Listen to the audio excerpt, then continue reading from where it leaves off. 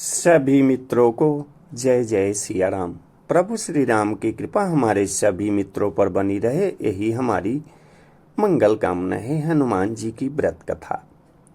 एक बार गंगा जी के पावन तट पर विराजमान श्री सूत जी महाराज से शौनकादि ऋषियों ने निवेदन किया कि हमें किसी श्रेष्ठ व्रत का विधान बताइए।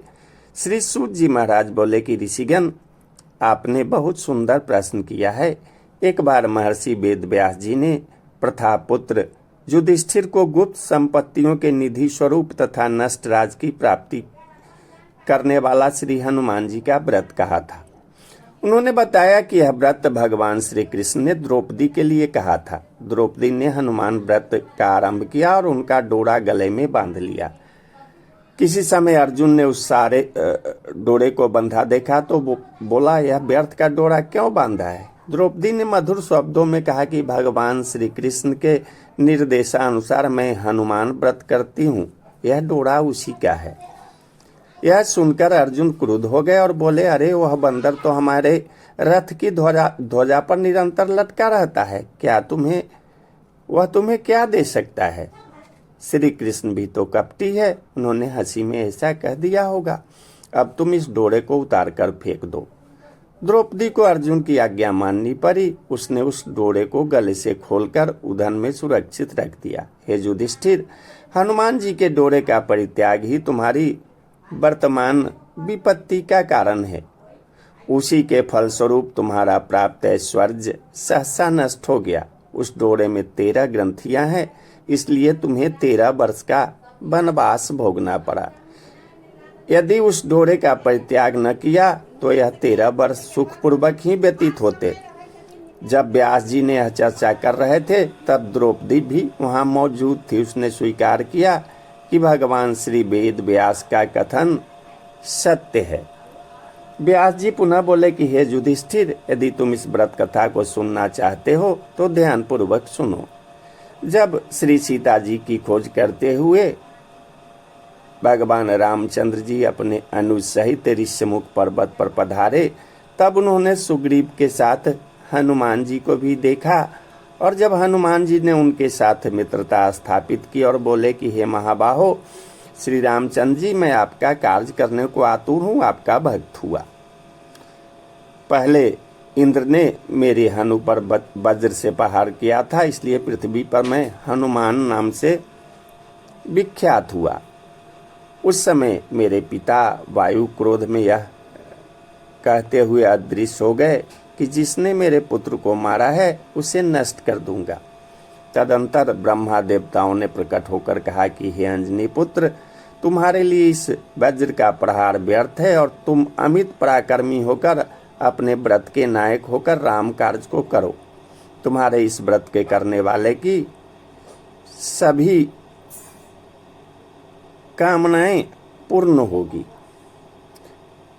इस व्रत का अनुष्ठान पहले श्री रामचंद्र जी ने भी किया था। यह कहकर देवगण चले गए। अब हे नाथ, हे रामचंद्र जी, आप इस व्रत को अवश्य कीजिए। हनुमान जी की बात का समर्थन आकाशवाणी ने भी किया। तब श्री राम ने हनुमान जी से व्रत का विधान पूछा। तब हनुमान जी बोले, जब मार्गशीर्ष मास के शुक्ल पक्ष में 13 घटी त्रयोदशी और अभिजीत नक्षत्र हो, तब पीले डोरे में 13 गांठ लगाकर उसे कलश में रखें और फिर ओम नमो भगवते वायुनंदनाय मंत्र से मेरा आह्वान तथा पीले चंदन, पीले पुष्प और अर्चनोचित सामग्री से मेरा पूजन करे। पूजन में ओंकार मंत्र तथा घोषोपचार करने चाहिए। गेहूं के आटे के 13 मालपुआ, तांबुल और दक्षिणा ब्राह्मण को दे तथा भोजन भी कराएं। यह व्रत 13 वर्ष पूर्ण होने तक नियम पूर्वक करें तथा 13 वर्ष बाद विधिवत उद्यापन करें। इस प्रकार हनुमान जी ने कहा कि यह व्रत लक्ष्मण जी, विभीषण, सुग्रीव और श्री रामचंद्र जी भी किया था। इस व्रत का साधन करने वाले साधक को फिर हनुमान जी सहायता करते हैं। हे युधिष्ठिर, इस मार्गशीर्ष मास में तुम भी इस व्रत को करो और तुम्हें राज की पुनः प्राप्ति हो सकती है। व्यास जी द्वारा व्रत की ऐसी महिमा सुनकर समुद्र तट पर रात्रि व्यतीत करने के पश्चात दूसरे दिन युधिष्ठिर ने व्यास जी के समाकाही द्रौपदी के साथ समक्षी द्रौपदी के साथ यह व्रत किया। हविष्य होम तथा ओम नमो भगवते वायुनंदनाय से श्री हनुमान जी का आह्वान पूजन किया। इसके फलस्वरूप युधिष्ठिर को उसी वर्ष राज्य की पुनः प्राप्ति हो गई। इसलिए हे ऋषिगण, आप भी इस व्रत को करके सफल मनोरथ को प्राप्त कर सकते हैं। तब उन ऋषियों ने भी इस हनुमान जी के व्रत को किया। इस हनुमान व्रत संबंधी कल्प का पथ करने, कथा सुनाने और सुनने से सभी तरह के मनोरथ पूर्ण होते हैं।